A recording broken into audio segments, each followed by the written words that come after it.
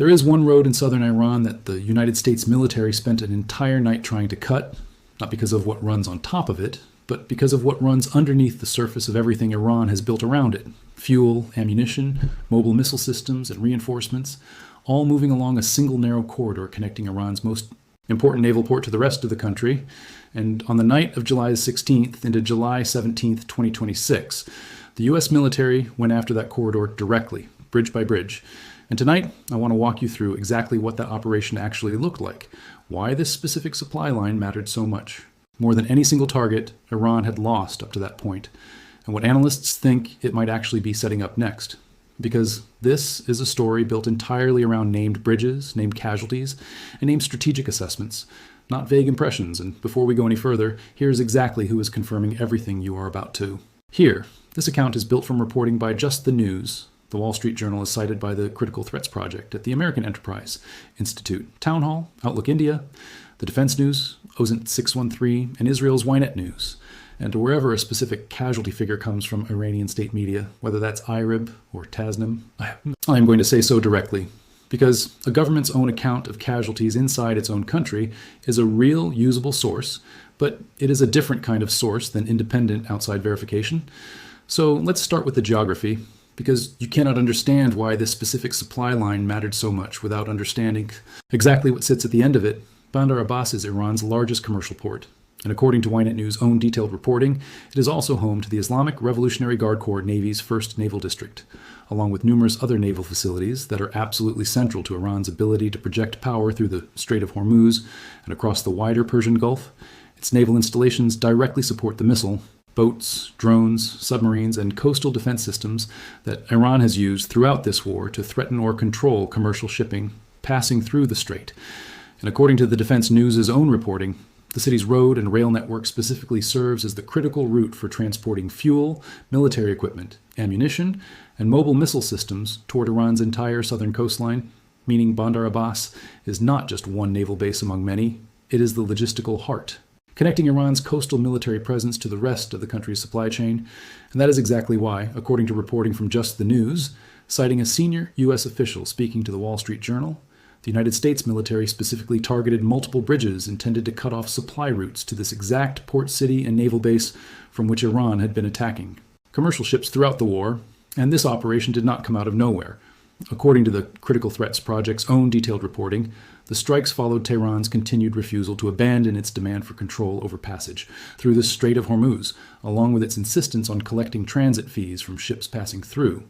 with Iranian forces actively attacking vessels that failed to follow routes specifically designated by the IRGC. So this campaign was framed by the United States as a direct response to Iran's own ongoing interference with commercial shipping, not as an isolated act of aggression. And now let's get into exactly what was hit, because the details here are genuinely specific, and they tell you a lot about how carefully this particular operation was actually planned. According to OSINT 613's detailed reporting, the Bandar Abbas to Kahurestan to Lar highway was struck directly, with Iranian provincial authorities confirming that a specific crossing known as the Kahurestan Bridge sustained a direct missile strike. This bridge forms part of the main transportation corridor connecting Bandar Abbas, Iran's largest commercial port, all the way to Shiraz in central Iran, and officials said the strike destroyed a fuel tanker that happened to be crossing the bridge at the time, killing its driver, and a second bridge, identified by provincial authorities as the Gariveh Bridge, sometimes also spelled Gariveh Bridge. In other reporting was struck as well, and according to Ynet News' own reporting, this specific bridge sits on the Bandar Abbas to Khmer to Lar route and serves as a key crossing in Khmer County, supporting heavy truck and logistics traffic along the entire western approach to the city. And according to that same OSINT 613 report, the combined attacks on these two bridges killed 2 people and wounded 4 others, figures reported by Iranian officials, and separately, Iranian state broadcaster IRIB reported that strikes near Bandar Khmer specifically killed 7 people and injured 9, while another separate strike in a residential area of Bandar Abbas itself left 1 person dead and 8 others injured, according to reporting from the Defense News. And it is important to be precise about where these specific casualty figures come from. They are drawn entirely from Iranian state media reporting, IRIB and provincial officials, not from any independent, outside confirmed count, so they should be understood as Iran's own reported toll rather than a separately verified international figure, and the bridges were not the only infrastructure hit that night. According to Town Hall's reporting, U.S. Central Command stated on social media that the strikes hit, in the command's own words, military targets such as coastal surveillance and air defense sites, military logistics infrastructure, and maritime capabilities, and around half a dozen bridges in total were struck across Hormozgan province specifically, alongside a railway station located roughly 10 kilometers west of Bandar Abbas, and reports at the time indicated a civilian airport in Iranshar, in southeastern Iran, may have been hit as well, and the Critical Threats Project Zone. Reporting adds a specific and interesting detail here. The United States also struck the office of Iran's Radio and Communications Regulatory Authority inside Bandar Abbas itself on July 16th, an office responsible for regulating the country's telecommunications networks, licensing operators, and managing Iran's entire radio frequency spectrum. Meaning this operation was not only about physically cutting roads and rail lines, it was also aimed at disrupting the communications infrastructure that would normally help coordinate a military response to exactly this kind of attack. And separately, according to that same reporting, Iranian media confirmed that U.S. forces had struck Bandar Abbas's railway junction station directly, describing it as Iran's principal military and commercial rail hub in the region. And Outlook India's reporting adds one more piece of context that shows just how sustained this particular campaign against Bandar Abbas actually was. This bridge bombing followed several consecutive nights of U.S. strikes specifically targeting the city. And just days earlier, U.S. forces had reportedly used sea drones to attack an Iranian submarine and ship facility located directly inside Bandar Abbas, meaning the naval base itself had already been struck before the supporting road and rail network became the next target, a sequence that suggests a deliberate, staged campaign rather than a single isolated night of bombing. And Iranian state broadcaster Irib reported that once the bridges were struck, authorities formally closed the major highways connecting Bandar Abbas to its neighboring provinces, effectively confirming, in Iran's own public messaging, that the port city really had been cut off from normal road access, at least temporarily, and it's worth walking through the broader map of that same night in a bit more detail, because the campaign extended well beyond just the two named bridges on the western approach to the city. According to OSINT 613's own reporting, explosions were reported that same Thursday evening across multiple separate provinces on Keshem Island, Iranian. Media reported 8 separate strikes near the village of Mesen, with residents describing repeated explosions and aircraft operating overhead for an extended period. In Bushehr province, officials confirmed 2 additional explosions before videos began circulating showing further strikes across the wider area, and Tasnim News, separately, reported damage to a power substation on Kish Island, resulting in localized electricity outages there as well, meaning the operation targeting Bandar Abbas's supply line was actually just the most strategically significant piece of a much wider, single-night campaign stretching across at least 4 separate Iranian provinces and islands simultaneously. And now here is where this story becomes genuinely significant beyond just a single night of destruction. Because Ynet News' own detailed analysis raises a question that, as of the most recent reporting available, still does not have a confirmed answer. The strategic goal of this campaign appeared to be the isolation of the port itself, disrupting Iran's ability to transport military equipment, fuel, and reinforcements to its forces operating around the Strait of Hormuz. But that same report states directly that the unanswered question is whether these attacks were intended only to contain Tehran's forces in place, or whether they were specifically meant to clear the way for a more direct military operation afterward. And this channel wants to be honest about that uncertainty rather than resolve it for you. No source in this reporting confirms one interpretation over the other. What we do know, with actual confirmation, is that the effect on the ground was real and immediate. The road network into and out of one of Iran's most important military and commercial ports was deliberately, physically severed in a single, coordinated operation, and Iran did not let this specific campaign against Bandar Abbas go unanswered either. According to the Critical Threats Project's reporting,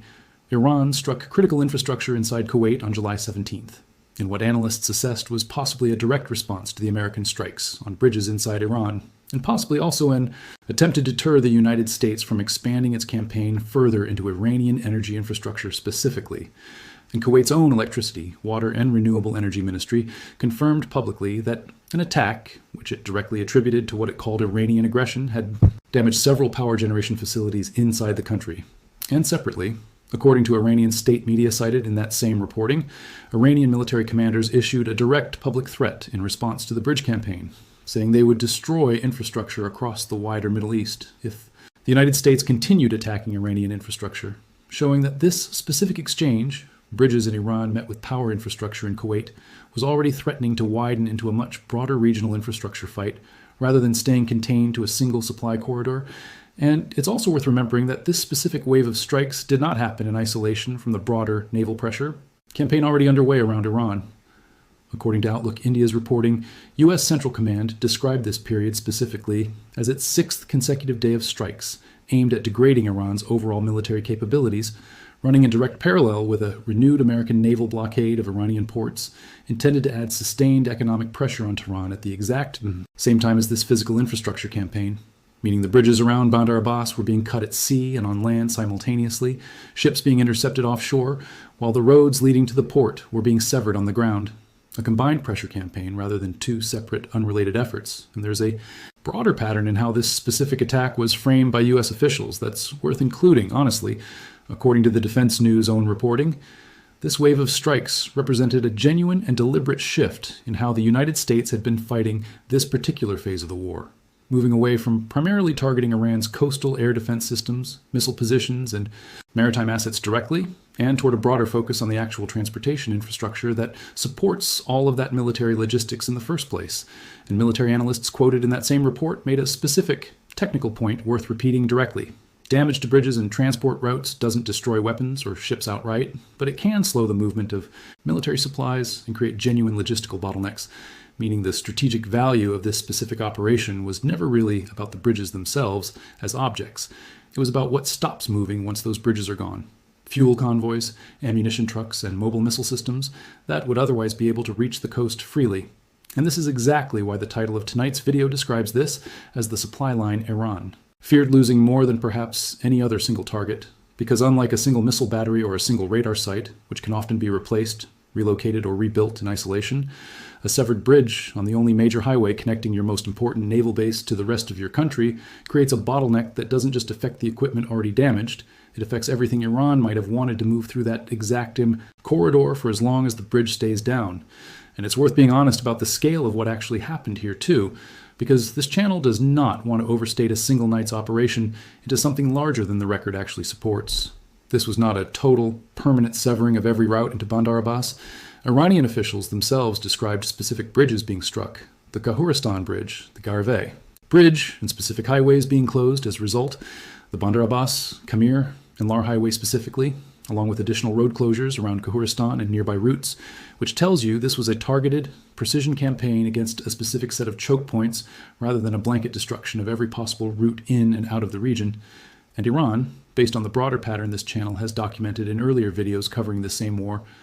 has repeatedly shown an ability to establish alternate routes around damaged bridges relatively quickly when it needs to. So the real, honest question about this specific operation's lasting effect is not whether Bandar Abbas was permanently and completely cut off from the rest of Iran. The reporting available does not support that conclusion. The real question is how much time, fuel, and logistical difficulty this specific campaign added to every single military resupply effort Iran attempted to run through that corridor in the days and weeks immediately following the strikes. And that is a genuinely harder thing to measure from the outside than a simple before and after satellite photo of a broken bridge. And here is where I want to leave you tonight, because I think it's the most honest way to close this out. The United States military spent the sixth consecutive night of a sustained bombing campaign specifically targeting the physical infrastructure connecting Iran's most strategically important naval port to the rest of the country, striking named bridges, a railway junction, a telecommunications regulatory office, and a series of highways, in a campaign officials themselves described as an effort to isolate the Islamic Revolutionary Guard Corps' naval logistics specifically. Iranian officials confirmed real casualties from these strikes and confirmed the resulting highway closures publicly. Iran responded within 24 hours by striking power infrastructure inside a neighboring country, and analysts who study this war closely remain genuinely divided, at least in the available public reporting, on whether this operation was meant purely to contain Iran's forces in place, or whether it was the opening phase of something larger still to come. And here's the question I genuinely want your honest answer to in the comments tonight. When a military campaign shifts away from destroying weapons directly and toward destroying the roads, bridges, and rail lines that move those weapons around, do you think that represents a smarter, more sustainable way to weaken an adversary over time, since infrastructure is generally harder and slower to rebuild than it is to simply relocate a missile battery? Or do you think it represents a more dangerous escalation since damaged bridges, unlike a struck military target, also disrupt the ordinary lives of the civilians who depend on those same roads every single day? There is a genuine, serious case to be made on both sides of that Question, and I would rather hear where you land than pretend there is one obvious answer, because there isn't one, and this is very much not a finished story. As of the most recent reporting available, the question, net news raised, containment versus preparation for a larger operation, remains genuinely unanswered in public reporting. Iran's retaliatory strike on Kuwaiti power infrastructure adds yet another country and yet another category of target to a war that keeps finding new fronts to expand into. And the broader question of whether Iran has since rebuilt or rerouted around this exact stretch of highway is something this channel has touched on in earlier coverage of the broader bridge campaign, but a specific, dedicated update on the Bandar Abbas corridor itself remains an open thread worth revisiting when the next verified development in this specific supply line story breaks, whether that's confirmation of what the isolation of Bandar Abbas was actually preparing the ground for, or simply the next round of strikes on the same stretch of road. This channel will cover it exactly the way it has covered every other chapter of this war. Every bridge named specifically, every casualty figure clearly attributed to its actual source, and the genuinely unresolved strategic questions left open rather than smoothed into a conclusion. The current reporting simply does not support yet